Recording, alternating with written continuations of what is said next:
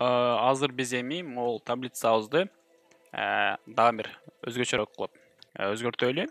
Бул жерде мисалы биз эми биз класс эмес, эми биз могул тдга дагы класс бере алалы. Ачон биз стиль CSS'ке кирип эми биз таблицанын ичинде колдонуп жатабыз да. Мисалы вот биз таблица уже полный бергенбиз, таблицанын ичиндеги нерселерге стиль бере турган болсок, сөзсүз түрдө таблицаны жазып, андан кийинки өзүнүн тегтерин жазабыз. Мисалы азыр биз CSS'ке бирөөнү бере алайлы. Мисалы мындай кылайлы, өзүгө ыңгайлуу болуш үчүн. Мисалы бир код жазайлы. Точка. Так, точка table td биз мынанын ичине беребиз да, молор койчу td берип, эми биз бул жерди текшерип көрөбүз. Эми биз page беребиз бул жана padding'ге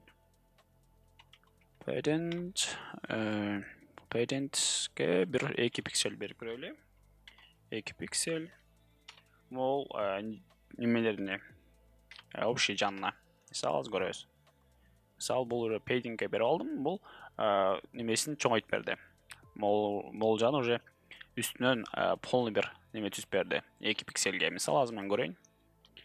Азыр неке. Бул уже немесин кичинейтип берет. 2 пиксель бере алабыз. Эми буга сразу эле table башындагы бул таблица өзү турат. Эми ошол таблицага биз дагы бир неме берип көрөлү, стиль берип көрөлү бул жака. Border таблицанын өзүнө border collapse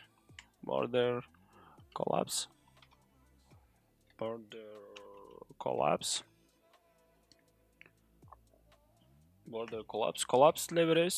Эми көрөбүз. Бул кичине бир общий таблицанын өзүнө мына көрүп турасыздар. Азыркы эле бир фону бул. Азыр общий фонуна ушундай бир таблица түзүп алдык. Могул үстүндөгү немесин көрүп турасыздар, алдындагын көрүп турабыз, общий collapse.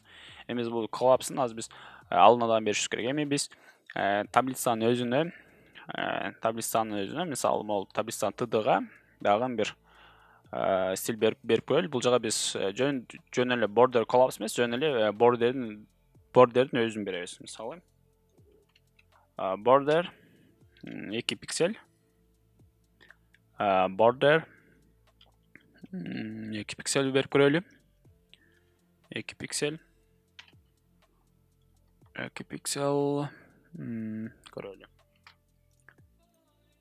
Так, өзгөргөн жок, значит. Так, значит, неме жок. Эми биз анда th дан берип көрөлү. Th мынау бөлүм болот мынакей. Th мына эң башына турат го, ошол бөлүм. Азыр биз биринчи ошону өзгөртүп алайлы, андан кийинки могу td тегтерге дагы бир код беребиз. Биз азыр th text legend буга дагы padding берип көрөлү. Padding мону эле берип көрөлү. Мисалы мону. Padding 2 пиксель көрөлү. Бул жагы дагы өзгөрдү, бул жагы өзгөрдү. Text table th 2 эмес 5 пиксель. И буну 10 пиксель берип көрөлү. 10 пиксель. Туурасы жана узунунан 10 пиксель. Эми иштетип көрөбүз. Эми tdга дагы экөөнү мынакей. Уже немеси өзгөрдү. Эми бул мага дагы экөөнү окшош жазайлы. Экөө тең бирдей размерде болуш керек. Мына уже чоңойду. Главный немеде. Чоң таблица болду. Эми бул жерде padding берип алдык. Эми биз color мынанын өзүнө цвет берели. Left color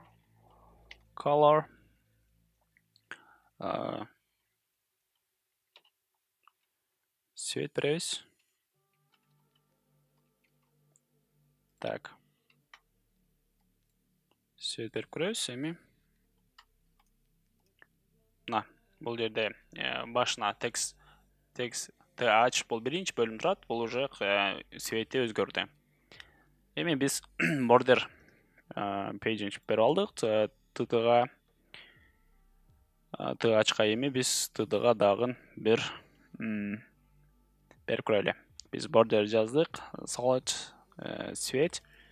свет бар, collapse бар. Эми TD-га border 2 пиксель эмес, 1 пиксель. Мыналыкка окшош болуш керек да. Ал жерде border биз TD менен бул таблицанын ичи болуп атпайбы? Значит, мону өзүн эле алып бул жага коюп көрөбүз. Borderчи. Эми иштетип көрөбүз. И мындай өзүнүн бир функциясын чыгарып берди. Бул жерде көрүп жатасыздар, азыр бул свет дагы бир өзгөчө. Эми биз бул жерде solid эмес, бул жерде биз дагы өзүнүн ар кандай стилдери бар буларчы. Үзүк стилдер бар, өзү 3-4 стилдер бар. Мен аны ссылка алып калтырып коем. Ошол жактан көрүп алсаңыздар болот. Биз буга жөн эле dashet деп стиль берип көрөбүз. Dashet. No. Dashet. Таблица менен TD экөө окшош болуш керек. Dashet.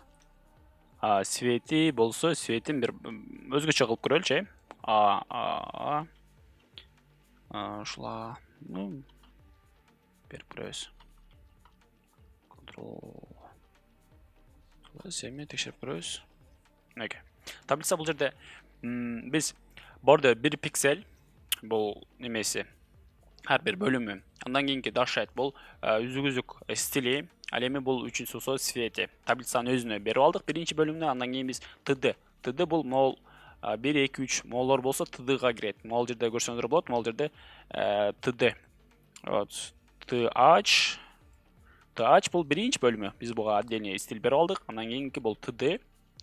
TD могул уже бул жактагы бөлүмдөрү.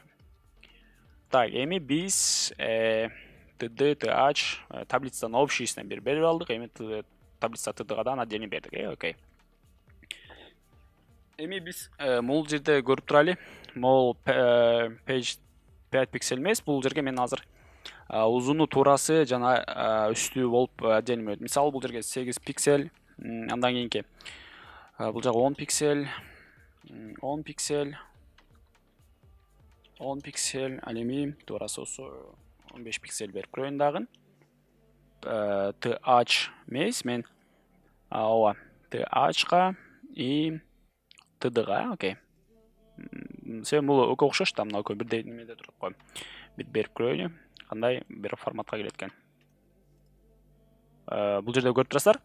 Таблица TD үстүндөгү TD файлдагы размери чоңоюп кичинерди. Ал эми кийинки таблица TD-быз болсо, бул жагын өзүнүн бул жагы немеси 5 пиксель, андан кийинки 8 пиксель, 10 пиксель. Буну биз кантип көрөбүз? Азыр буну кодировкасын көрөлү, кодун. Таблица. Так. Монуңдан көрсөңүздөр болот. Эми бул жерде азыр биз таблица турат. Эми мол стилдер коюлган. Биз азыр макетин көрөбүз мынеке. Биз азыр макетин таблица. Так. TR аты. Мынеке, аты бул 5 пиксель үстү алды. Монун ичи турат го. Ичи, монун ичи. Ошону бизге чыгарып берди. Бул жагы 8, бул жагы 10, мен бул жагы 15 кылып өзүм белгилеп койдум да, бул жагы TH менен. Ал эми TD-га болсо дагы ошондой бир бөлүм берилген экен. Бул көрсөңүздөр болот. Бул жагын borderден page'ден ичин көрсөңүз болот. Бул жерде 5 пиксель, бул жагы 8 пиксель, бул жагы 10, бул жагы 15. Жок, бизге стандарттуу эле түрдө пикселдер керек. Бизге болгону page'ге 10 пиксель. Ну, стандарттуу эле 10 пиксель. Бизге ушундай эле форматта керек. Азыр көрүп алабыз. Да, бизге ушул эле жарайт. Ну, более-менее эгерде кааласаңыздар беркин эле форматта дагы жазып алсаңыздар болот. Бирок бизге ушундай эле жарайт. Эми дагы өзгөртө турган жерлер, мисалы дагы TH-ды берип алдык, page'ди, left бердик, color бердик, таблица TD-га дагы берип алдык. Эми таблица 100%, дашет, коллапсе. Окей. Эми биз бул жердеги таблицадагы эң алдындагы бардыгы деп турат го. Ушуну биз кичинекей биз өзгөртүп көрөлү. Бул жерде бардыгы деп турат. Ушул бардыгына бир стиль түзүп көрөлү. Бул жерде td collapse деген өзүнүн немеси бар. Стили бар, collapse. Бул жерде мисалы биз экөөнүн көрсөтүп көрөлү. Мына ячейкасы. Бул жерде мынекей бардыгы уже 2-1-2 уже экөөнү алды автомат түрдө. Ячейка могул жактарда уже кыскарып кете берет. Ячейкасы. Эми мисалы бул жерге коллапсынга мисалы 3 ячейкага берип көрөлү дагы. 3 болуп турганса бул мынекей 3-өн могул жерден алды автоматтык түрдө. Эми бизге 4 ячейкадан керек. 4 ячейкага көрөбүз. 4 ячейкага кое турганбыз, бул уже баарына бирдей эле неме түшүп алды мынекей. Баарына бирдей коллапсын форматы түшүп алды. Эми бул бардыгы дегенди главный могул бетке жылдырышыбыз керек. Ошондуктан бизге азыр көрө алабыз. Өзүнүн катары менен 1-2 бардыгы. Биз бул бардыгы дегенди бул бетке жылдырып алышыбыз керек. Анын үчүн азыр биз анын үчүн дагы стилге отдельный бир бөлүм ачышыбыз керек. Анын үчүн биз .table бул жагы tfoot. Бул tfoot'тун ичинде жатат да мынекей. Бул tbody мынекей tfoot. Tfoot'тун ичинде td кайра эле. Table tfoot td. Биз могул жерде эгерде table tfoot кылып өзгөртө турган болсок, мына бизде бар да мындай бөлүмчү. Биз буга буйрук бере албайбыз да.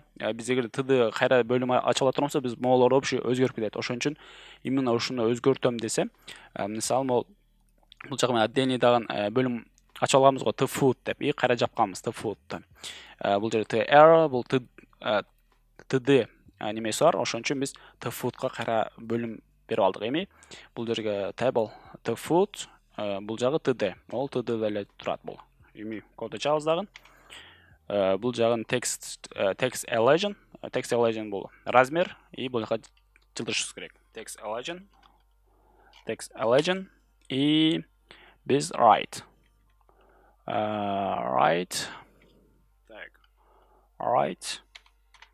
Эми көрөбүз. Мынекей. Уже бул автомат түрдө бул жакка жылды.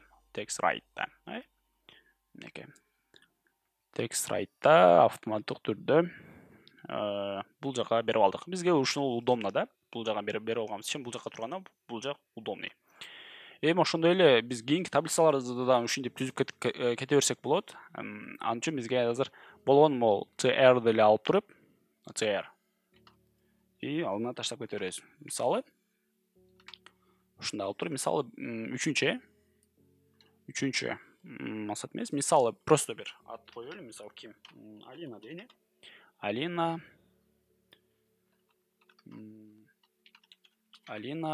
Ушундай бүгүн канчасы? Бүгүн 14-ү. Берип көрөбүз. Мынекей. Уже үчүнчү Алина болуп чыкты. Эми ушуну алып туруп эле. Мынекей. Ушул бөлүмдү эле алып туруп болгону мынекей. Мындай бөлүмдү алып туруп эле. Кийинки дагы бир мындан алып таштасак болот мисалы.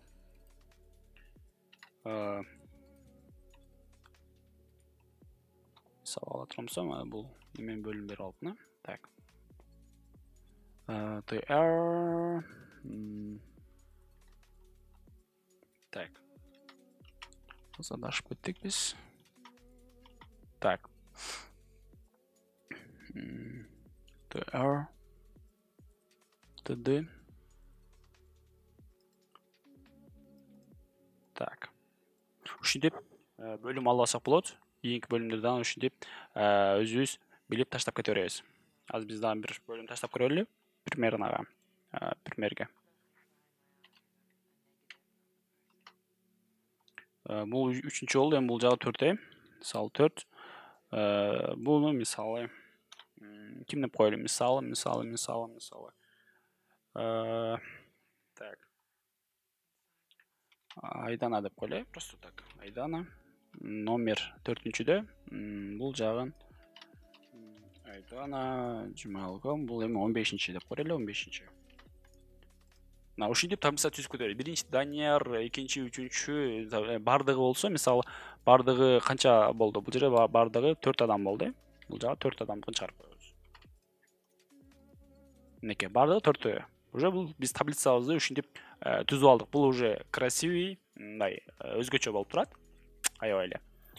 Эми биз общий таблицага дагы бир код жазып көрөлү. Мисалы, стилге барып туруп, таблицага бизге дагы бир код керек. Биз таблица table large биз бул жерге fixed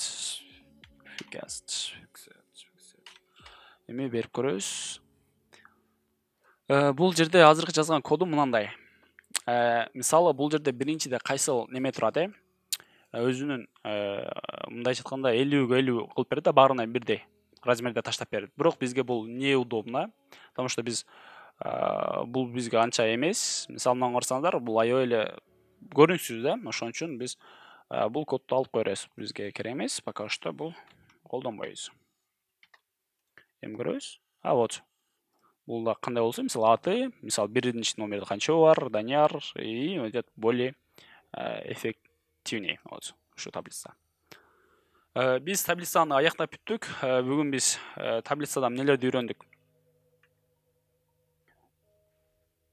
Бул жерде таблицаны түзүп алдык, класс менен берип алдык. Бул жерде tHead тегтери бар. tBody'ни үйрөндүк. tBody'ники могул жерде эң аягында мынакей tBody, андан кийин tFood, андан кийин биз tdга callspan'да үйрөндүк. Стилге дагы ушундай бир полный стиль берип алдык. Ошол бүгүнкү таблица сабагыбыз общий аяктады. Эми биз кийинки сабактарда дагы бир башка коддорду карайбыз.